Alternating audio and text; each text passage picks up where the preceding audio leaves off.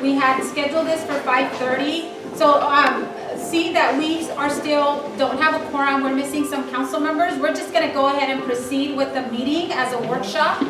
We do have a presentation today, and today's presentation is from Genevieve Lucas Conwell from the Coalition of Homeless Service Providers. And what the council wanted to do, back in October, the council adopted the county's 5-year plan as part of the Coalition of Homeless Service Providers, the Continuum of Care for Monterey and San Benito County. However, what the council had requested at the time is that we wanted to have a workshop where the community had an opportunity to be able to provide comments, to be able to hear from our community, and also for the community to be able to hear and understand the 5-year plan that was adopted. And then the city would come back, the council would come back and look at what are those strategic elements that are within the 5-year plan that the city is going to work on as a strategic effort, but based also on the input from our community. So at this point, I will turn it over to Genevieve so she can start us off with the presentation. Hi everybody, good evening. Thank you all so much for being here today. It's a pleasure being here representing the coalition and speaking to you all a little bit as to what are the current initiatives, what does homelessness look like in Monterey County, and why we're here today. So thank you all for being here. Like I mentioned, my name is Genevieve Lucas Conwell. I'm the Executive Director at the Coalition of Homeless Services Providers. We are the Continuum of Care in Monterey and San Benito County. And I'll get to that in a little bit. We can dive into what that means. So a little bit of our agenda and what I'm going to be going over is about the coalition, homelessness in Monterey County, and the Leave Me Home plan. So who we are, like I mentioned, the coalition is the homeless services provider, or the Coalition of Homeless Services Provider is the Continuum of Care here in our region, which is Monterey and San Benito County. Our mission is to eliminate homelessness in Monterey and San Benito County by promoting regional partnerships and interagency collaboration for a comprehensive system of housing for our diverse populations. Our vision is to have a community where homelessness is rare, brief, and non-reoccurring, where everyone lives with dignity and respect in a home of their choosing that is safe, healthy, and affordable. So how do we do this? What do we do? So we as the Continuum of Care are designated by the federal government, specifically HUD, which is the Housing Urban Development Department under the federal government.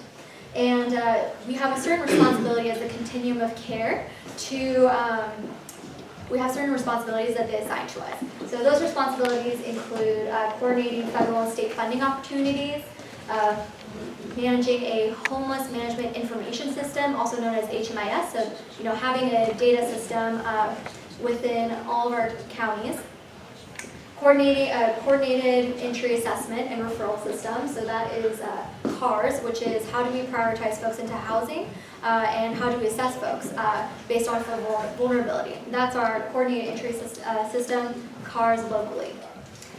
We also are in charge of our point-in-time count, so our homeless census as well as the housing inventory count. So how many folks are actually experiencing homelessness in our counties, and what do we do with that data? How do we inform best policies? Who's experiencing homelessness? Why are they experiencing homelessness? Really digging into that, bringing that to our community, asking for input, coming up with strategic plans. Speaking of, the next one is regional homelessness strategic planning and implementation. So, like I mentioned, we gather all the data, we are responsible for managing the data, and then coming up with a strategic plan based off of that data.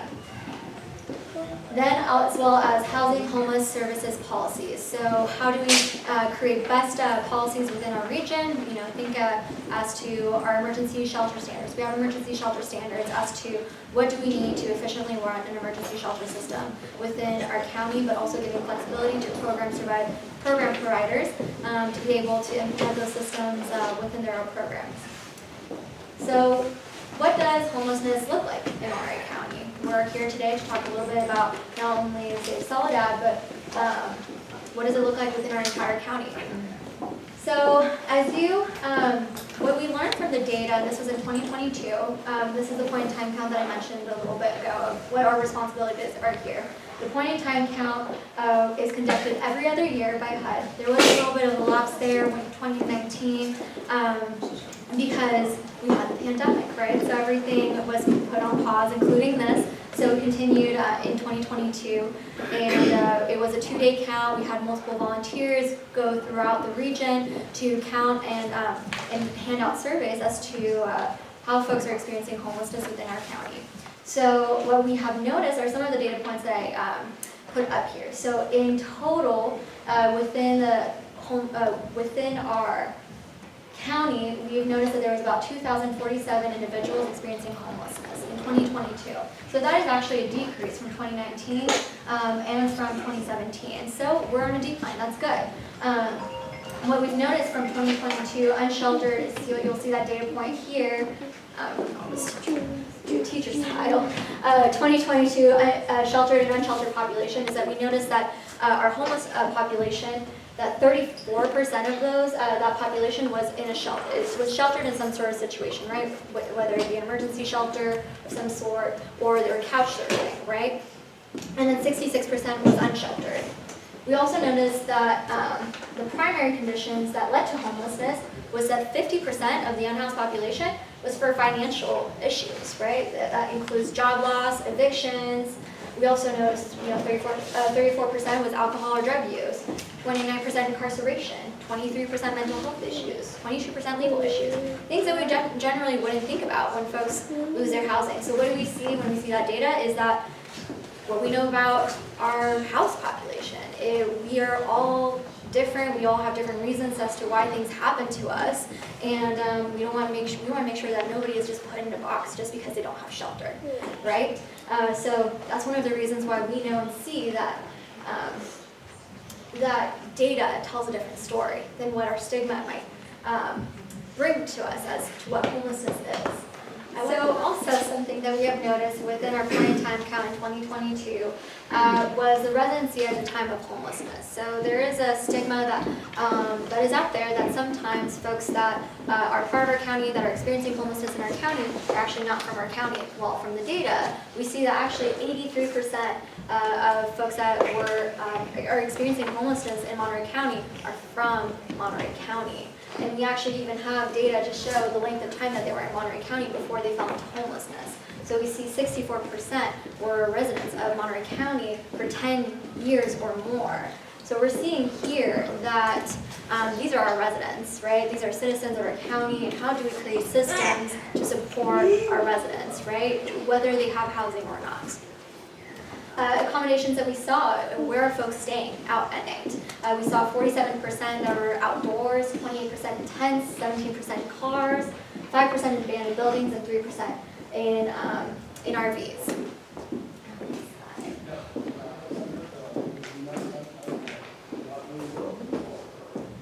And by the way, everything that I'm mentioning here is public information. It is on our website. So if you ever feel like you want to dig into more of these reports, you absolutely can. It's all up on our website.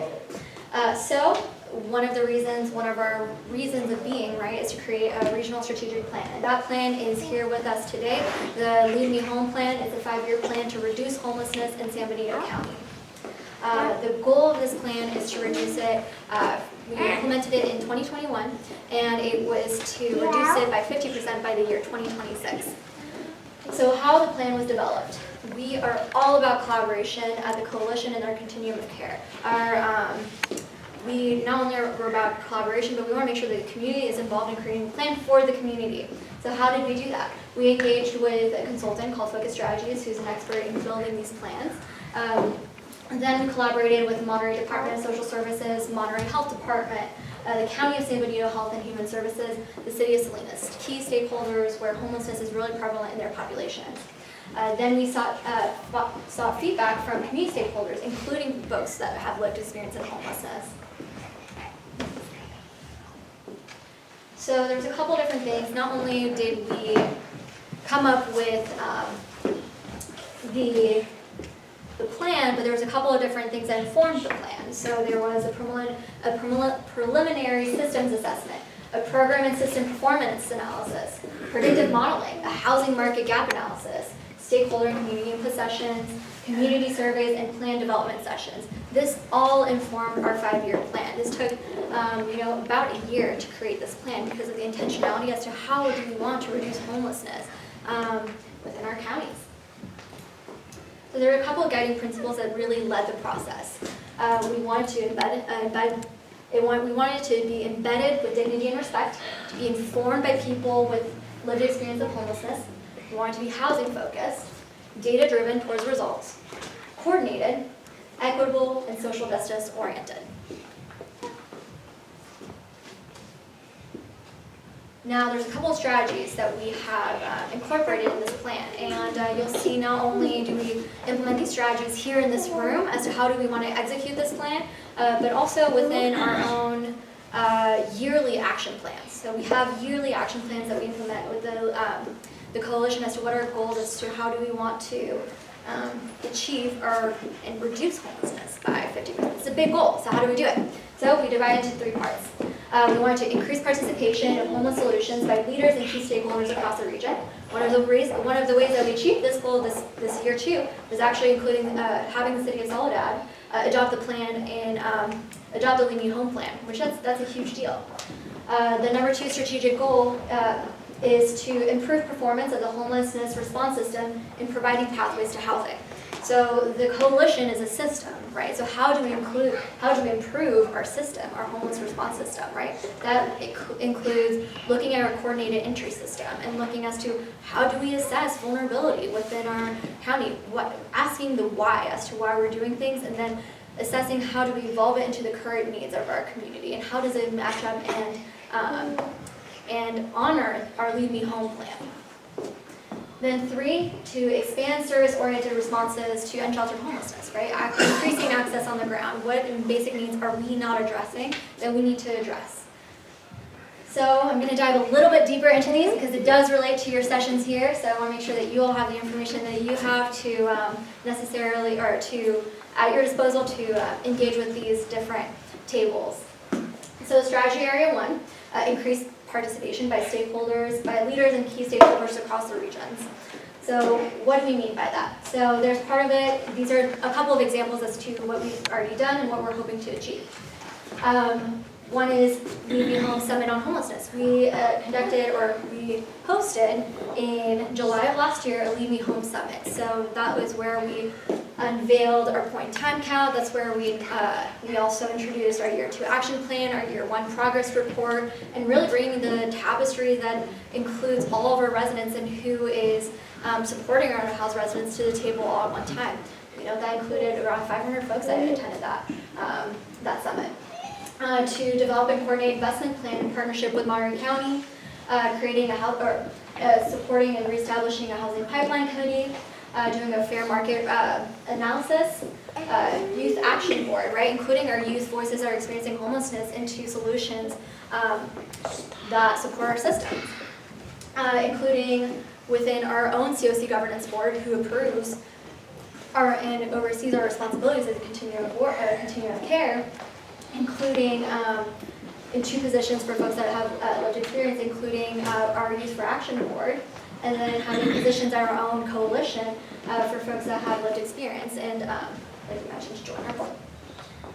A couple of extra examples in this region is creating trainings on authentic youth engagement, adultism, understanding power and power sharing, empathy mapping, targeted universalism, really empowering our community to do what we said we wanted to when we embedded this plan. It's centered around social justice, right? How do we actually empower our community around us to also meet our unhoused population with that same amount of dignity and respect that is embedded in our plan?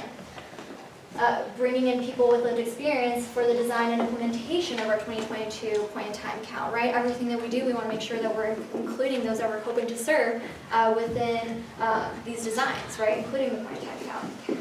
And then establishing a funders committee.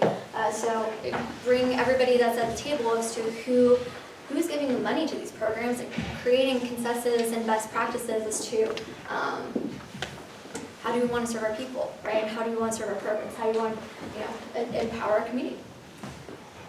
Strategy area 3, improving performance of the homelessness response system and providing pathways to housing. So that's a lengthy title, but essentially, how do we improve our homelessness response systems? So part of meeting people where they are, right? That's a lot of our philosophy, is engaging the folks that we're actually that we want to serve. So that's creating housing navigation services that can be incorporated into the street outreach, right? So how do we create on the ground housing navigation services so that we can meet people exactly actually where they are and give them the resources right then and there about how do we navigate into housing. Creating a coordinated entry assessment for youth, right? So we have this prioritization system for our whole community, but then separating that out specifically for our youth population. Creating an outreach collaborative, so actually bringing together our outreach community and understanding a little bit of the needs on the ground from their lens and what our outreach community needs. And what I mean by outreach community is our outreach workers, our frontline workers, including people with lived experience in all aspects of funding. So we have a lived experience advisory directive. We have one of our members here in the room, and including them into the funding process as to, who do we decide to bring in and fund in this next round of funding. Strategy area 3, we're the last one. Expand service-oriented response to unsheltered homelessness. So this one is, like we mentioned, is to increase services on the ground. So one of the ways that we've done that in the past is to sponsor porta potties and sanitization stations throughout the county. A work group including representation from the various jurisdictions in the COC and people with experience to launch and develop a common set of guidelines relating to encampment responses, right? As well as working with our medical care providers, our Central Coast Alliance for Health and Blue Anthem in San Bernardino County, to increase street medicine, to increase outreach within the area, as well as safe parking programs within the counties. How do we do that with medical care providers in our region? So one of the reasons, like Mayor Velasquez mentioned, that we're even hosting this session is because the City of Soledad voted on adopting the Leave Me Home plan back in October. And one of the things that was important to the council was to make sure that community input was embedded when creating the local City of Soledad plan. So I'm going to hand it over to Brian to talk. Good evening. My name is Brian Swanson, and I serve as the Community and Economic Development Director for the City of Soledad. First, I'd like to thank you for being here tonight to share your time with us. The intent of tonight's discussion workshop is to really hear from you on the different questions that we have at each table. The intent is to have solutions that are crafted with all the different issues that our unhoused community faces. And so eventually, we'll take all of this information and bring it back to the council at a later meeting to get further direction on more of a specialized plan. As Mayor Velasquez stated, the city adopted the 2022, the Leave Me Home plan, as Genevieve did a really great job explaining. But that's just the first step. This is a very important topic to talk about. So what you'll see is 3 different tables. The first table is talking about stakeholder participation. The second is to improve performance of homeless response system. And the third is to expand service-oriented responses to unsheltered homelessness. And so we encourage you to come to the table that you'd like. You can also move around and hear and discuss with each facilitator your ideas. Tonight is for the community, and so if you'd like, you can take your chairs to the table, or you can walk over to them. But our 3 facilitators tonight, Tencia Vargas, our Community and Economic Development Coordinator. I'll be on that one. Thank you. Chief Wasson, and myself. And so at this point, I think we have a good 45 minutes. Let's make it a worthwhile 45 minutes to talk and to come up with some solutions. So thank you. So the first was, what sort of infrastructure is needed for our city to support residents to prevent the loss of housing? So different types of housing, apartments, multifamily housing, townhomes. In Soledad, we have an average of 4.48 individuals per unit, which is very high. Delray Oaks is 2. And so sometimes individuals leave where they live because there's just so many, there's lack of privacy, and they become unhoused. And so having different types of housing could assist with people becoming unhoused. How do you envision the City of Soledad participating in increasing an outreach? So we did talk about City of Soledad. We're a small but mighty city hall. However, we do have, we could use some bandwidth in terms of our outreach with our unhoused community. And so one idea is possibly establishing an MOU between the City of Soledad and Monterey County on getting some assistance, outreach assistance, having possibly office hours in Soledad where there would be a member from the county to be here to help our unhoused community. Church outreach, partnering with our religious organizations.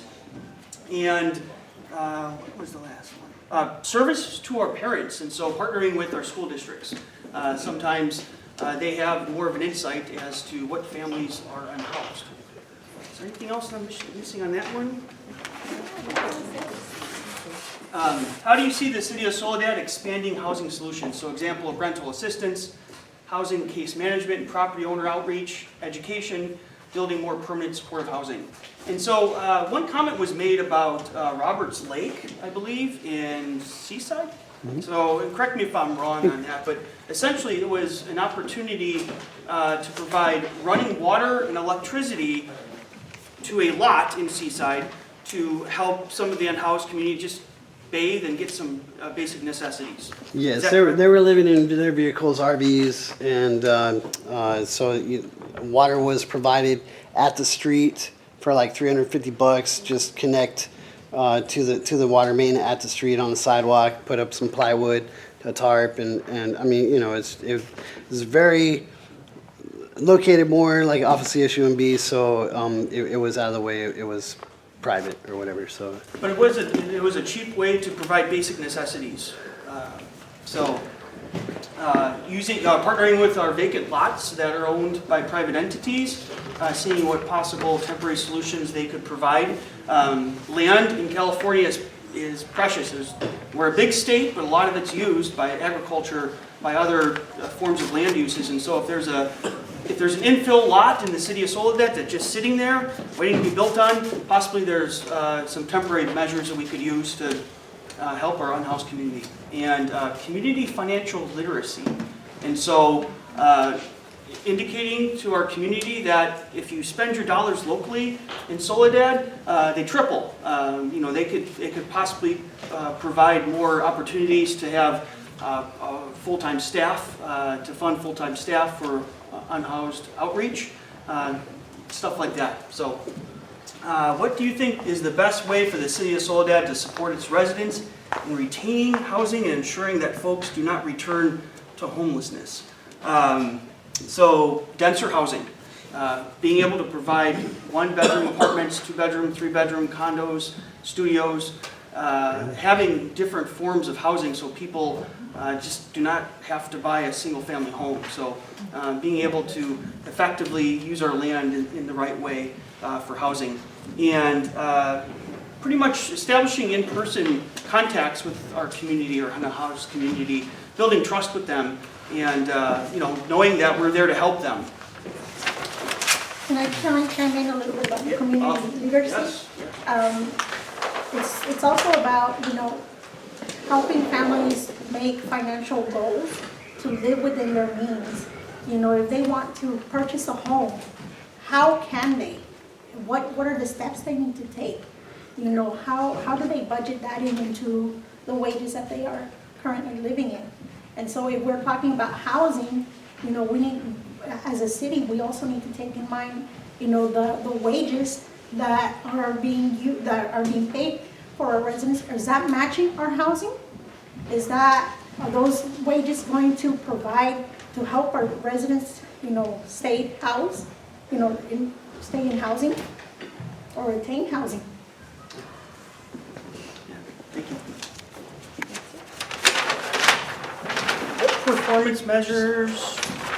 Should the City of Soledad adopt to track its goals in housing those that are unsheltered or at risk of losing their housing? So I'll be honest with you, we talked a lot. I'm not too sure if we got through this, but I believe for performance measurements, is really to have, the ability to utilize staff to engage our unhoused community. The police department does an amazing job with them, but they also have other duties in the community. And so, possibly an MOU, and I know we spoke about it, but establishing an MOU with the county to get more boots on the ground here to help our community and just to build trust and to get them where they need to be. So, our area is increased stakeholder engagement. So the very first thing that we hit is, what do you think the City of Soledad needs to prioritize when it comes to local solutions to homelessness? And one of the things that we did also discuss is designate available areas in our city for the unsheltered, and the word is safe zone. Create a safe zone for them where they can go, and for example, when the flood was happening, where do they go? So that was one thing that was brought up. So having a safe area for them to feel comfortable enough and safe enough to know, okay, I need to move, but I'm going to go there temporarily, and then if they choose to move back, that's, providing that safe zone for them. The other thing that was discussed is having a self-government within the encampment, helping them create laws, rules, guidelines, policies that they themselves can mutually agree to and respect. So that's giving them that opportunity to be able to do that. We talked about the concept of having tiny homes, again, with their own guidelines and have a safe place to be at. And then there's a lot of them on here. Creating Continuum of Care so that those that are not ready to leave, we still continue to provide the services that they need and the care, especially health care. Okay. So one thing that was discussed is having a community shelter. So those that were in the flood zone area, some of them had pets. And it's not always a dog, it could be a cat, but it's a pet that they may have, but creating an area where they can, and sometimes that's one of the reasons that they weren't able to get into a shelter. So creating a community shelter where they can go and leave their pet for a little bit until they can recoup their pet and then be safe.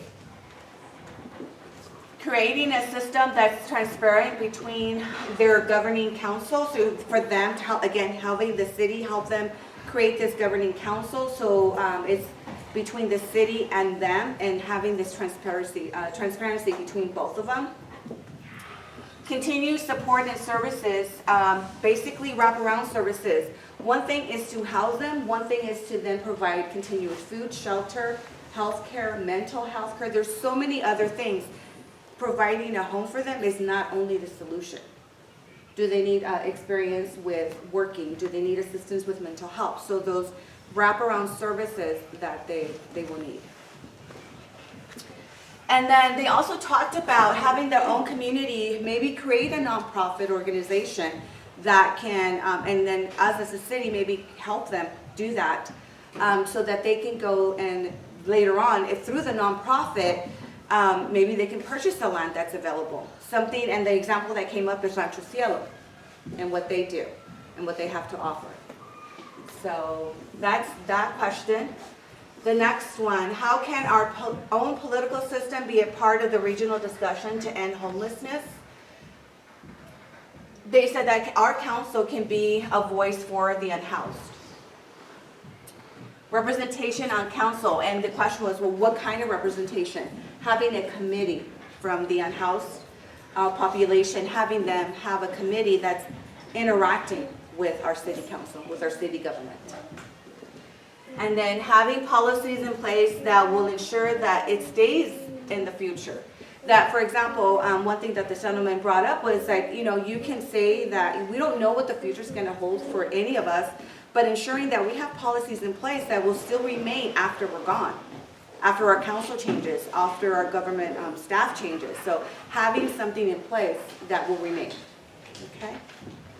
And then over here, how can we create structures and processes to meaningfully involve people who are experiencing homelessness locally? Acquiring available land. Having a designated person in each city. We talked about Soledad, but in reality, there's a bigger issue. It's South County. having a representative in each city. Because if you look at, what's the closest shelter? It's in King City or Salinas. There's nothing in the middle. South County, between King City and Salinas, there's really nothing. Where are we gonna, we were sending people to Salinas, right? You had mentioned? Right. Yeah. So what happens then? They have to leave, relocate, and go to Salinas. And a lot of the times, nobody wants to leave their home, right? So creating a system where it's allowing for each city to work together collaboratively and having representation in each town. Establishing emergency assistance. We do have the voucher system. We do have the Housing Resources Center that offers that, but going beyond that. So something that the city may have and may establish, maybe through the MOU, so that we can go ahead and have something established that we, the city, can offer to our unhoused. And then how does the City of Soledad make sure that it is creating an equitable response to homelessness? So we talked about no unsheltered should be left behind.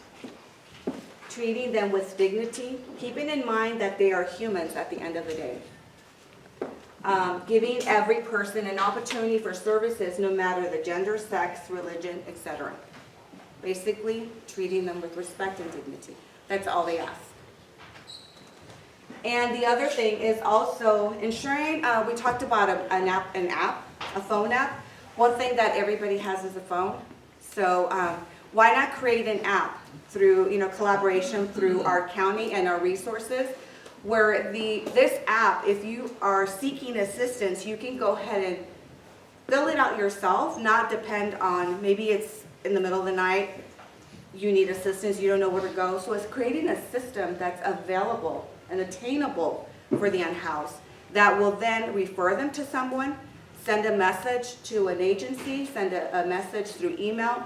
I know the 211 SRN does have a system in place where the cities, for example, when I was working the rental assistance program, I was able to go ahead and enter the information and get mental assistance for an individual, get affordable housing references. So I was able to refer them, and at the same time, it generated an email to CHISPA, to the Housing Authority, to HRC, so it to Goodwill. If wherever I picked, it would send it.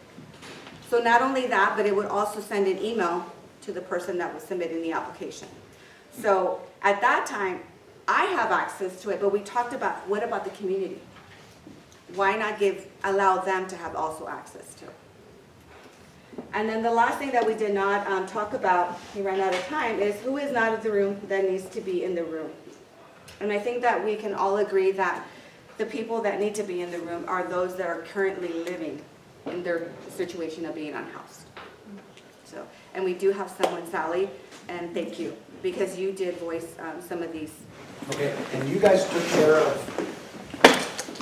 most of the technical aspects. Ours focused more on, and we had kind of a raucous discussion over here, and we didn't get to all of our questions. Matter of fact, we didn't even get close to all of our questions. Partially because we have someone that helped us with the lived-in experience, and in talking to them, we realize already how lacking in resources we are in South County anyways. But in talking to them, the resources that we are lacking are way lacking for the persons that are actually living in this lifestyle. We're talking about expanding services for the unsheltered and the homeless. Normally, when we complain enough, or we make enough phone calls, or we send out emails, is when we get resources. Otherwise, we don't get resources down this way. Like Tencia was saying, south of Chular, we're an island. We're pretty much on our own. And until we make enough noise, we become a big enough thorn in someone's side, then we start getting help and resources and buy-in. And we were talking about the needs. We need everything. We need everything down this way. And we were trying to figure out, you know, you've got things like foods and showers and sinks and, you know, trash removal and things. Those are all the hands-on, the tangible things that we all need, we all know we need. But beyond that, we talked about the lacking of the mental health services down this way are huge. You know, we can get showers and we can get portable toilets and we can get everything, and unless you have some kind of starting point with mental health services, it does no good. You can keep going round and round and round in a circle and you go nowhere. So the mental health services for at least our discussion was huge. And we talked about including a plan that provides a mobile van or something that would bring access to counselors, access to the mental health services, access to somebody that can help you schedule things or court dates or resources that you on your own aren't going to be able to do or can't do. And this would be a van that would be an all-access resource. Whatever you need, whatever kind of help you need, whatever kind of resource you need, this mobile van, kind of like our mobile crisis car that comes down here. Once a week, this van could go to some place and sit in the parking lot, and everybody that needs these kind of resources could go to that van. They wouldn't have to travel. They wouldn't have to go to... It's hard enough for us to drive to Salinas. I can imagine how hard it is for somebody to try to get to Salinas that doesn't have a car or doesn't have access or doesn't have the money to get on the MST. So bringing the services to them would be a tremendous help to them. So Tancia kind of mentioned it, that we need people who are experiencing unsheltered. And right here we had somebody with that experience who had substance abuse issues and was unsheltered, and it provided us with a lot of insight, and that's what we need. Maybe if we'd organize to have them come speak, I don't know how many times we want to have meeting to organize this program that we're trying to start here in Soledad, but have them be here to provide their insight and what they want this program to be.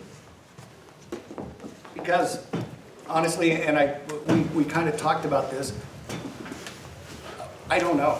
I don't know how the lifestyle is. I've never been in that situation.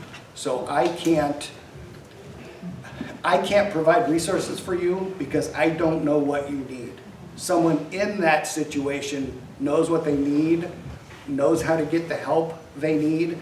And me, you know, I've said this before, throwing money at something and it doesn't work, so I throw more money at it, it doesn't work, so I throw more money at it, it doesn't work. If you're going to throw money at something, you need to find something that does work so that you're throwing money at something that does work, that helps someone instead of just wasting it. And I don't know what that is. I don't know what you need. So that's why having these folks involved in the process and letting us know what they need or how they need it or how we need to get it to them is critical for any of this stuff to work.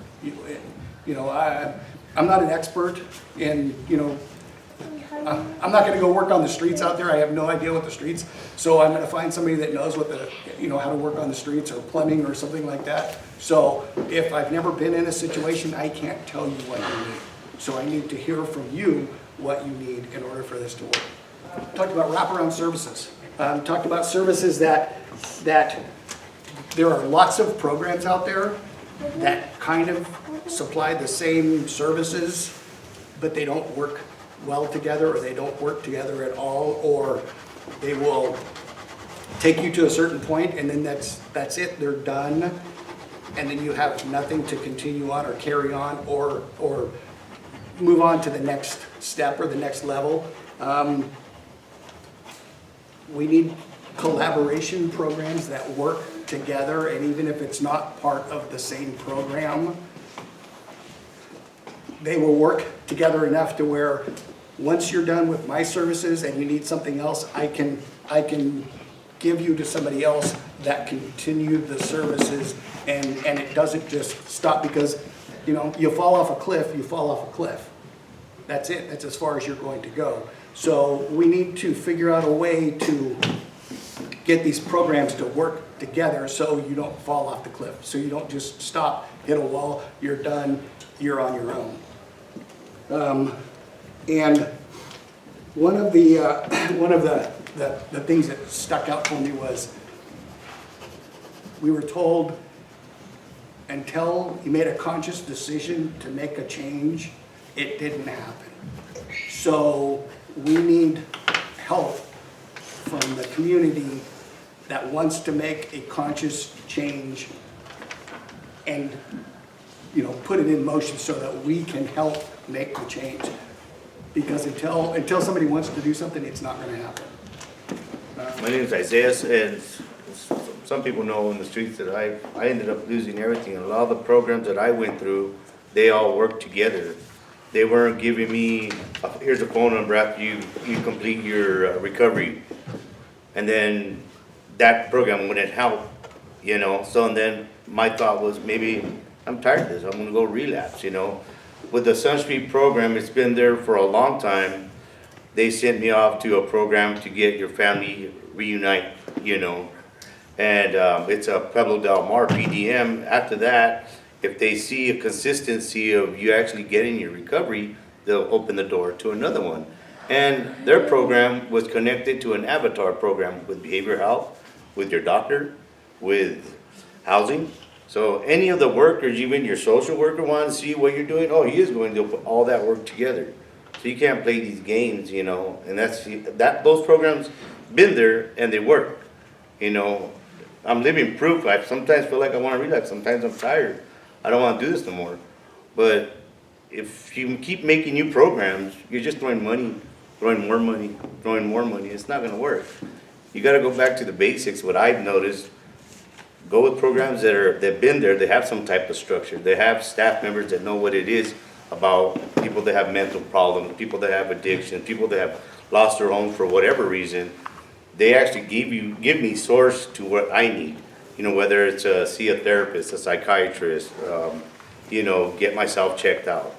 There's not a lot of programs out there to do that, you know, and for me, I noticed that worked, and that's what I think this program should all be in one, you know, one big program. Instead of having like different programs, Homeless Solution, you know, Salvation Army, all that is all coming from the same, you know, HUD, or it's all coming from the same funding, but in different areas, and it seems like different areas don't help each other out. The goal is to house somebody, but when you have different programs, that's like their own, no, we're not gonna help them. They're not from, you know, the Homeless Solution, they're not from the Jefferson House, or they're not from Dorothy's. You know, everybody gets a piece of the homeless, what is it, the Housing of Coalition. That money comes through HUD, and, you know, it doesn't, they won't help each other. They won't, it should be a lot easier if they just all work together. And I think a lot of things would happen, you know, in my opinion, as what I went through. And it was a headache. Just keep going in circles and exhausting the resources. And then one of the things we talked about on this thing was consistency, because you go to a program and do something and come back and it would be new staff or new somebody. So they would have to start all over learning what you needed or learning how to help you, and then you would go somewhere else and come back and it would be new staff. And you'd have to start the process all over. And it's you know, it's like stumbling. You know, you're out there running and all of a sudden you stumble and you got to start over. And that really doesn't help someone to change what's happening to them if you have to start over every time you go back to do something. I just want to say thank you to everyone that took the time to participate tonight. It's really important. Your voice is really important. And I also want to say especially thank you to Isaiah and Sally that are here, that they are those that have that lived experience, and we want to make sure that we're not overlooking their experiences and what their needs are. So we really appreciate both of you joining us for the conversation tonight and all that. We had mentioned that today was a feedback, so it was a workshop to be able to gather input information And that all is going to be put together. And we are, staff is gonna bring it back to a council, and we'll get to look at all of the feedback that was collected from tonight. The council will go back and look at the 5-year homeless plan, look at the different strategic efforts that were discussed, and also look at, obviously, funding resources, a multitude of other issues to be able to look at where do we go from here? What is that portion of the plan that we need based on the conversation we had tonight, based on more input that we'll get during that council meeting when we discuss some of the feedback, and then there's an opportunity for those that may not have joined us today, that there's an opportunity to still continue to provide feedback on this issue that is really important to to our community, but also, as was mentioned, to South County and Monterey County as a whole. I do want to make sure that I do thank our staff, our city staff, for getting this together, putting this together, and having this opportunity for us to really collect that feedback from our community. And thank you also to our chief and our deputy chief. I know that they've been doing a lot of work. I know we have a community policing team that has been really looking at some of the needs in terms of food, in terms of clothing that is needed out for our unsheltered population out in the river area. And I also want to thank the representatives that joined us here from different offices to hear what the conversation was here in the city of Soledad, and that you provided. So I want to thank Dominic and Isabel that are here with Assemblymember Rivas's office. And I also want to thank Priscilla, who's here with Supervisor Lopez's office. So with that, there was a lot of information. Thank you again. A lot of critical data for us to be able to look at. A lot of data that's already been collected, as you saw through the plan for Monterey County. But now it's our job to go back and look at specifically what were those input, what are some of those needs that we have. And I know I heard it in multiple areas. This is not, this is not an easy. There's not an easy solution to this, but there are resources, and I think it's really important, as Genevieve's here with us tonight, is there is already a coalition that has been in operations for several years. Now, how do we make sure that we are part of that collaborative and that we are working together to be able to address the issue that we have here, so we don't continue to see more people that become homeless. And obviously, one of the data points that we already have from Monterey County is the number one or the highest reason why people become homeless is due to financial instability, right? And job loss. So we want to make sure that that doesn't increase. And what are those safety measures that we can put here in place, those policies, and also looking at the resources and the funding that's available.